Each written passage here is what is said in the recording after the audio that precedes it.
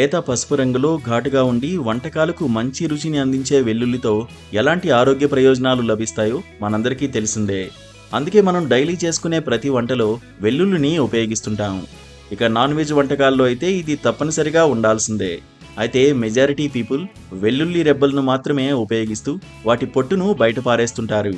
కానీ చాలా మందికి తెలియని విషయం ఏంటంటే ఆయుర్వేదం ప్రకారం వెల్లుల్లితో పాటు వెల్లుల్లి పొట్టులో కూడా ఆరోగ్యానికి మేలు చేసే అనేక రకాల ఔషధ గుణాలు ఉన్నాయట. అంతేకాదు దీనివల్ల కలిగే ఆరోగ్య ప్రయోజనాలు తెలిస్తే మీరు ఇకపై వెల్లుల్లి పొట్టు అసలే పడేయరంటున్నారు ఆయుర్వేద నిపుణులు. వెల్లుల్లి పొట్టు గాయాలను నయం చేయడంలో చాలా బాగా సహాయపడుతుందంటున్నారు ఆయుర్వేద నిపుణులు. ఇందుకోసం వెల్లుల్లి పొట్టును కాల్చి దాని బూడిదను తేనెతో కలిపి గాయంపై అప్లై చేస్తే త్వరగా గాయం మానుతుందని అంటున్నారు. వెల్లుల్లి మాదిరిగానే వెల్లుల్లి పొట్టులోని పోషకాలు ఆరోగ్యపరంగా చాలా బాగా సహాయపడతాయని అంటున్నారు నిపుణులు. ముఖ్యంగా దీనిలో యాంటీ ఆక్సిడెంట్లు పుష్కలంగా ఉంటాయని, ఇవి శరీరానికి ఫ్రీ రాడికల్స్ వల్ల కలిగే నష్టాన్ని నివారించడంలో చాలా బాగా తోడ్పడతాయని అంటున్నారు.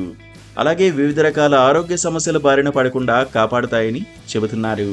2014లో ఫుడ్ సైన్స్ అనే జర్నల్లో ప్రచురితమైన నివేదిక ప్రకారం వెల్లుల్లి పొట్టులో యాంటీ ఆక్సిడెంట్లు పుష్కలంగా ఉంటాయని, ఫలితంగా దాన్ని తీసుకోవడం వల్ల రోగనిరోధక శక్తి పెరగడమే కాకుండా ఫ్రీ రాడికల్స్ నుంచి శరీరానికి మంచి రక్షణ లభిస్తుందని కనుగొన్నారు.